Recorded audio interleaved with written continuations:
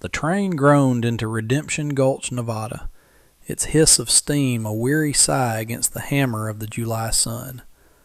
For 18-year-old Lynn, the sound was the closing of a door on everything she had ever known. She stood on the carriage step, a small figure in a simple gray cheongsam, the high collar a stark, formal line against the raw, sun-bleached wood of the platform. In one hand, she clutched a worn leather valise containing 2 other dresses and a silk pouch of dried herbs from her mother. In the other, she held the leash of the only piece of home she had brought with her. Bao, her family's German shepherd, sat faithfully at her heel, his black and tan coat shimmering with dust, his intelligent eyes scanning the crowd with a quiet alertness that mirrored her own. The faces staring back were a blur of white and unfamiliar. Hard-faced men in sweat-stained hats, women with pinched expressions who pulled their children closer as she descended to the platform. Whispers followed her like flies, words she could not understand but whose meaning was plain in any language. She was an oddity, a porcelain doll dropped in a dust bowl, and the townspeople of Redemption Gulch were not sure whether to be curious or hostile. She searched the crowd for the man from the photograph, a severe-looking man with a square jaw and pale eyes. Her father had arranged it all through a series of letters, a practical transaction that secured her future and forged an alliance for his trading business back in San Francisco. She was to be the wife of Jasper Croft, a homesteader with 160 acres of land and a reputation that the letters had conveniently omitted. A man separated himself from the shadows of the station overhang. He was taller than the photograph suggested and leaner. His face was weathered by the sun and wind, etched with lines that spoke of a life lived outdoors under an unforgiving sky. He wore a gun belt, the leather dark and oiled, the pistol handle worn smooth from use. It was the first thing she noticed, a piece of him that screamed of violence and finality. This was Jasper Croft. He did not smile. He simply watched her approach, his gaze taking in the silk dress, the small valise, and finally the large dog at her side. Lynn's heart hammered against her ribs. She had been warned there would be rules, customs she did not understand. A dog, especially one this large, might be seen as a burden, a useless mouth to feed. She tightened her grip on the leash, ready to defend the last vestige of her old life. Jasper stopped a few feet from her. The townsfolk fell silent, waiting. He looked from her face to the dog, then back again. His expression was unreadable, a mask carved from prairie granite. Bao, sensing her fear, emitted a low, almost inaudible growl, the sound a deep vibration against her leg. Jasper's eyes settled on the dog. He took in the animal's powerful chest, its steady posture, the alert intelligence in its gaze. A long moment passed. Then, the corner of his mouth twitched, not quite a smile, but something that loosened the rigid set of his jaw. "Good," he said, his voice a low baritone, rough like burlap. "I need a herding partner." The words hung in the hot, still air, so contrary to the hostility she had expected that for a moment Lynn did not understand. He wasn't angry. He wasn't dismissing her companion. He was assessing him, valuing him. He gestured with his chin toward a buckboard wagon waiting at the end of the street. "Come on," he said. "It's a long ride home." Without another word, he took her valise and turned, expecting her to follow. As Lynn walked behind him, Bao trotting calmly at her side, the whispers of the town resumed, but they seemed to her a little more distant now, a little less important than the quiet, practical acceptance of the man who was now her husband. The homestead was even more isolated than she had imagined. It was a small, clapboard cabin set in a shallow valley, surrounded by miles of sagebrush and rock. A crude corral held a small flock of sheep, their woolly coats gray with dust. The place felt temporary, as if it were clinging to the land by a thread. There was a stark, lonely beauty to it, but it was a beauty that promised hardship. Inside, the cabin was sparse but clean. A single room held a bed, a small table with 2 chairs, and a cast-iron stove. Jasper had made an effort. There was a new quilt on the bed and a tin of tea on the shelf, a small gesture of welcome that felt enormous in the silence. The first days passed in a haze of awkward adjustments. Lynn spoke almost no English, and Jasper was a man of few words in any language. They communicated through gestures and necessity. He showed her how to work the water pump, how to bank the stove at night. She cooked for him, her unfamiliar dishes filling the small cabin with the scent of ginger and star anise, flavors as foreign to that valley as she was. He ate everything she put in front of him without comment, his quiet gratitude a language of its own. All the while, Bal was her shadow, a constant, reassuring presence. Jasper watched the dog, his interest professional. He saw how Bal moved, the way he anticipated Lynn's needs, the discipline in his stillness. He had a small flock, his primary asset, but he was one man against a vast and dangerous landscape. Coyotes were a constant threat, their yipping calls a nightly chorus from the surrounding hills. A herding partner wasn't a luxury, it was a necessity he couldn't afford to hire. The first real test came a week after her arrival. They were in town for supplies, the buckboard loaded with flour, salt, and coffee. The air in Redemption Gulch was thick with a tension that seemed to center on them. As Jasper was tying the reins to the hitching post outside the general store, a man stepped off the boardwalk to block their path. He was impeccably dressed in a tailored suit, his face clean-shaven and florid. He was the kind of man whose softness was a sign of power, not weakness. "Mr. Croft," the man said, his voice smooth and pleasant. "Good to see you in town." Jasper's body went still. "Finch," he acknowledged, his tone flat. Bartholomew Finch's eyes slid past Jasper to Lynn, his gaze lingering with an appraising quality that made her skin crawl. He gave a small, condescending smile. "I see you've acquired some new company, and a fine-looking animal." His eyes flicked to Bal, who had moved to stand slightly in front of Lynn, his posture subtly protective. "She's my wife," Jasper said, the words a clear boundary. "The dog helps with the flock."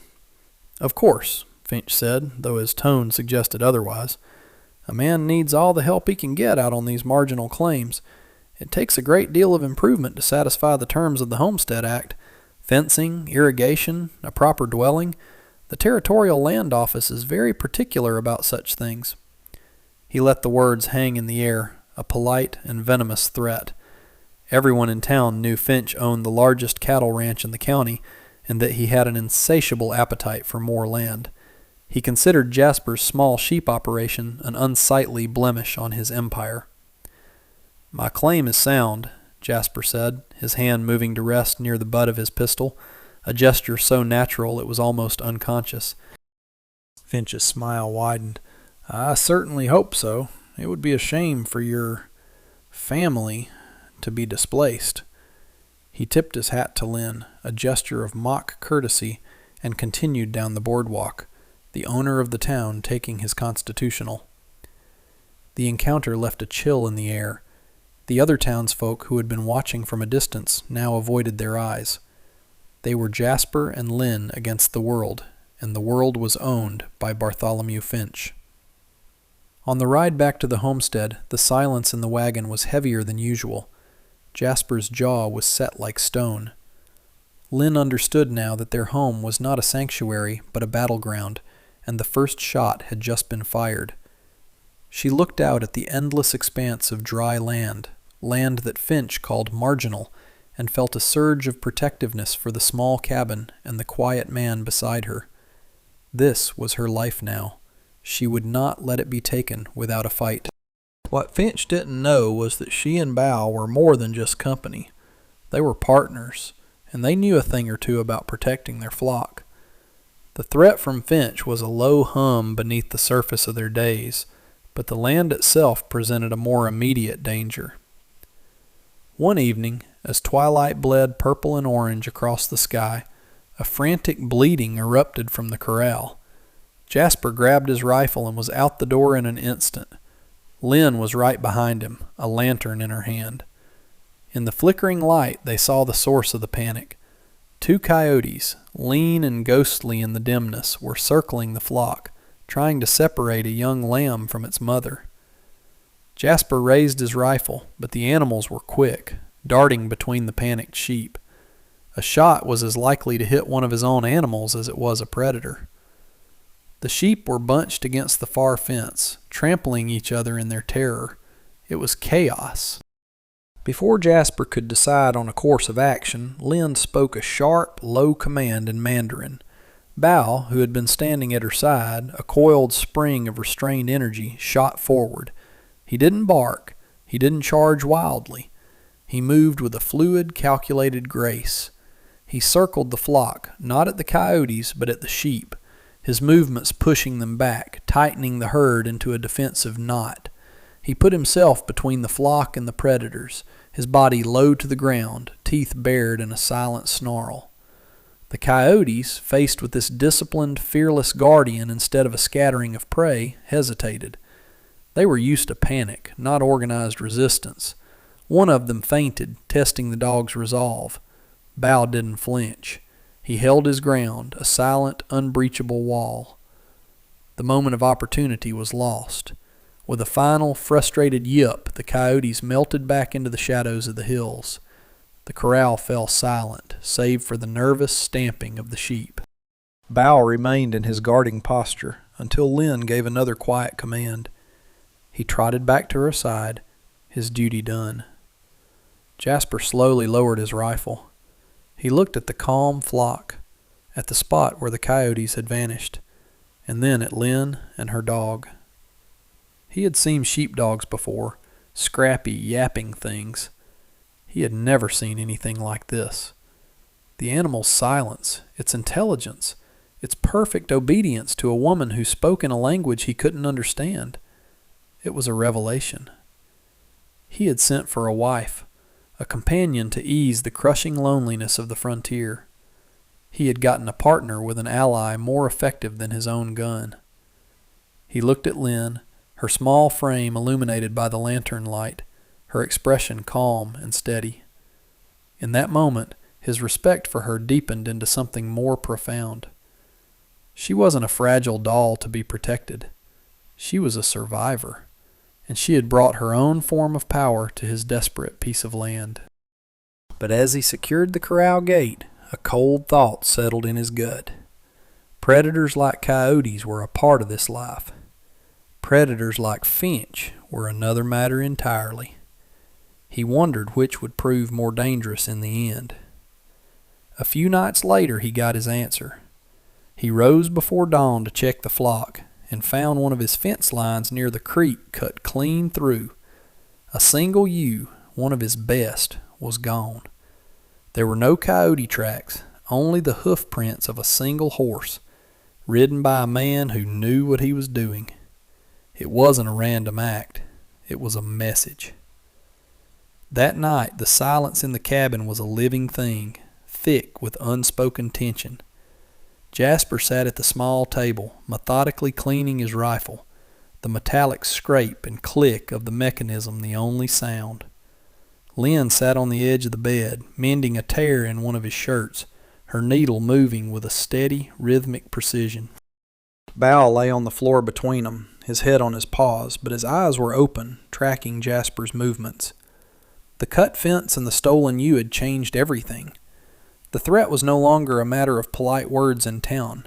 It had come to their doorstep. Jasper finally broke the silence, his voice low. "He's trying to push us out." He didn't need to say Finch's name. "He'll say I can't protect my stock, that I'm not properly working the land. He'll use it with the land office." Lynn looked up from her sewing, her dark eyes meeting his. She understood more English than she could speak, piecing together meaning from tone and context. She saw the worry etched around his eyes, the grim set of his jaw. This man, who seemed so self-reliant and strong, was afraid of losing the one thing he had. He laid the rifle parts on an oiled cloth. "I shouldn't have brought you into this," he said, the words heavy with a guilt he couldn't hide. "I sent for a wife because this place is quiet. Too quiet. I spent years after the war moving from one place to the next. I was tired of it. I wanted to build something that would last." He looked around the small, bare cabin. "It isn't much, but it's mine." It was the most he had ever said about himself. The admission of loneliness, of a desire for peace, cracked open the stoic exterior he presented to the world. It was a moment of profound vulnerability. Lynn set her sewing aside. She stood up and went to her small valise, retrieving the silk pouch her mother had given her. It was a simple, faded thing, embroidered with a single crane. She brought it back to the table and held it out to him. "For peace," she said, one of the few English words she knew well. She opened the pouch, releasing the faint, calming scent of dried jasmine and chamomile. She tipped a few of the dried petals into her palm, and then gestured from the herbs to his heart. "My mother gave me, for new home." He looked at the fragile petals in her hand, then at her face. He understood. She was not blaming him. She was offering comfort, sharing the only charm she had against the fear and uncertainty of this new life. She was telling him they were in this together. He reached out, not to take the herbs, but to gently close her hand over them, his calloused fingers wrapping around hers for just a moment. It was the first time they had touched. "Thank you," he said, his voice rough with an emotion he didn't name. The fragile peace of that moment was shattered less than a week later.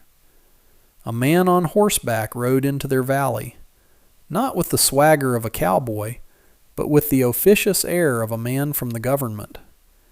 He introduced himself as an agent from the Territorial Land Office and handed Jasper a folded document.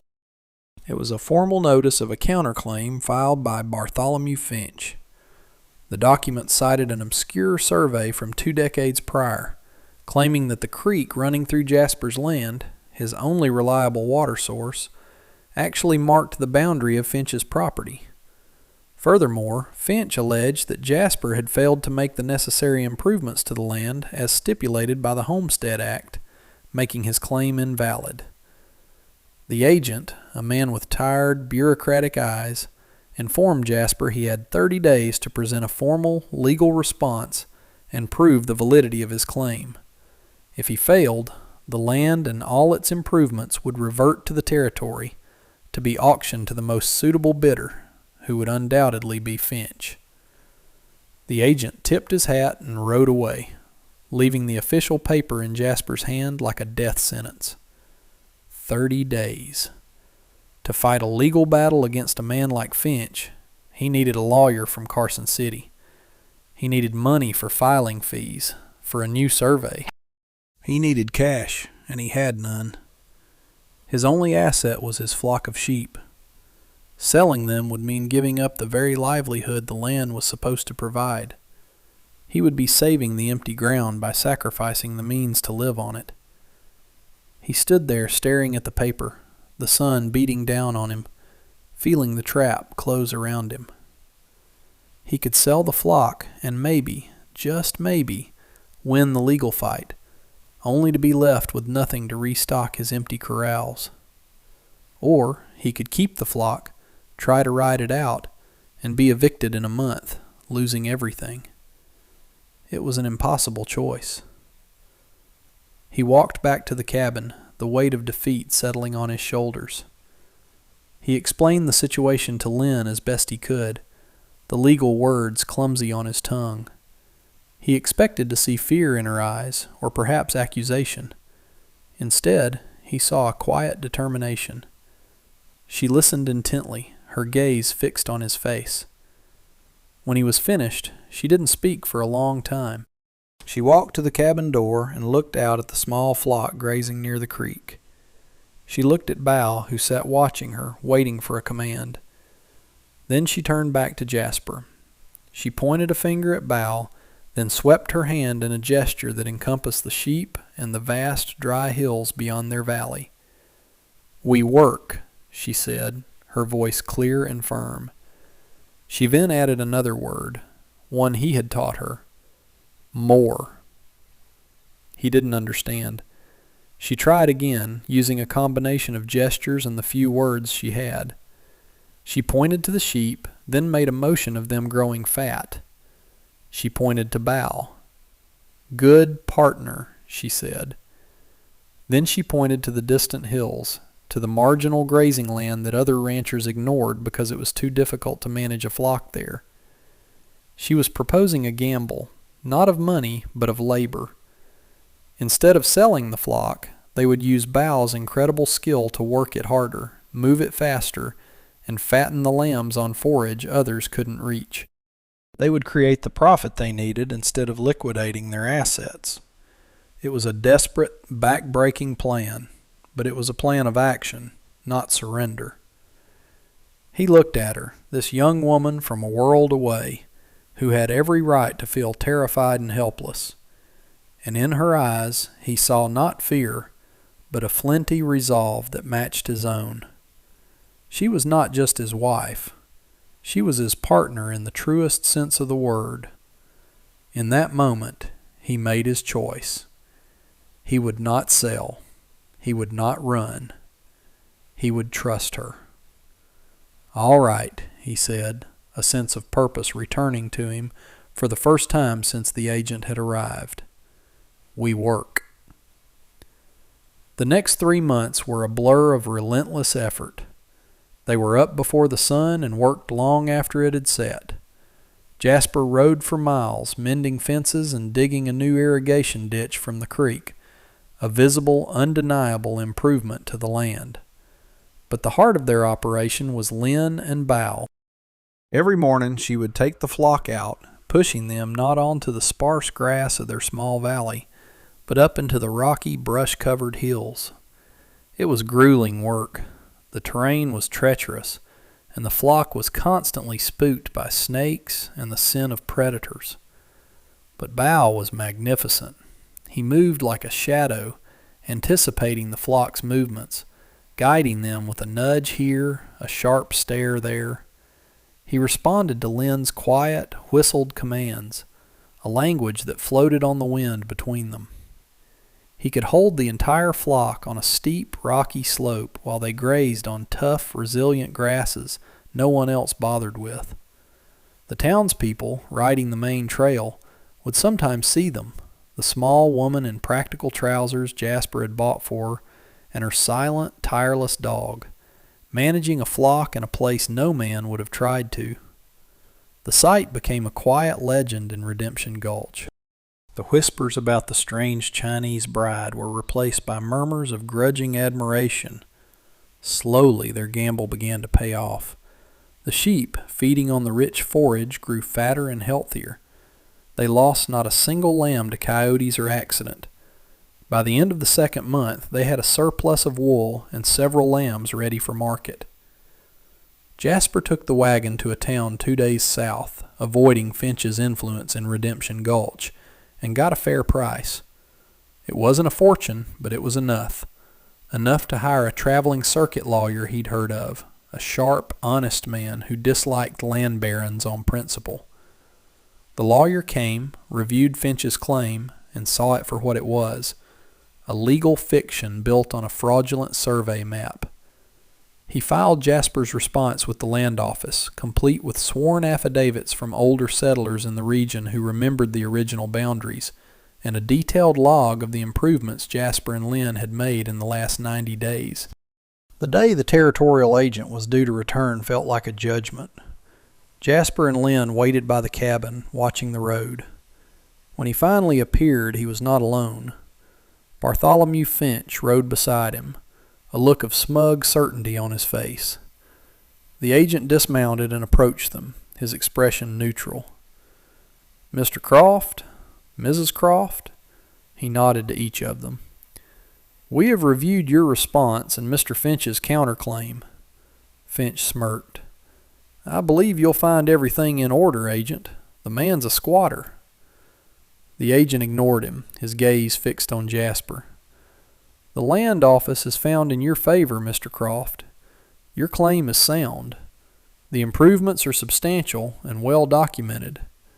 He then turned to Finch, his voice hardening. "Furthermore, the survey map you submitted has been found to be a forgery.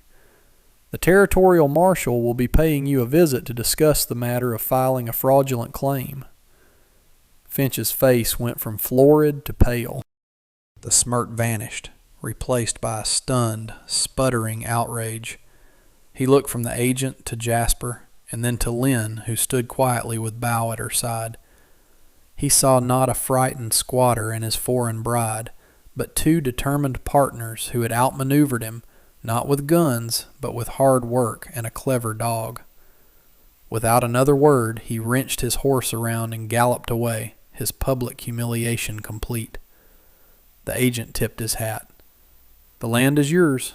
Good day." As he rode off, a profound quiet settled over the valley. It was the quiet of victory, of a peace that had been earned.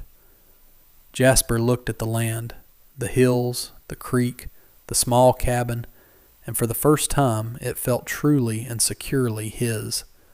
He turned to Lynn, who was watching him, a small, tentative smile on her face. He didn't have the words to express the gratitude and admiration that filled his chest. Instead, he walked over to her.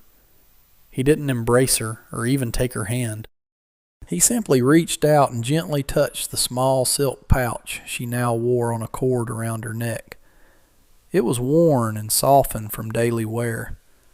"Your mother was right," he said, his voice thick with emotion. "It brought peace." Lynn's smile widened. She looked up at him, then out at the flock grazing peacefully in the late afternoon sun, with Bow watching over them, their silent guardian. "Our home," she said, the words clear and certain. Together they stood and watched the sun set over the land they had fought for and won. And that brings us to the end of this one. If you stayed with me all the way through, thank you. Stories like this one only get told because folks like you sit down and listen. If you liked what you heard, go ahead and hit that like button. And if you want more stories from the old frontier, subscribe so you don't miss the next one.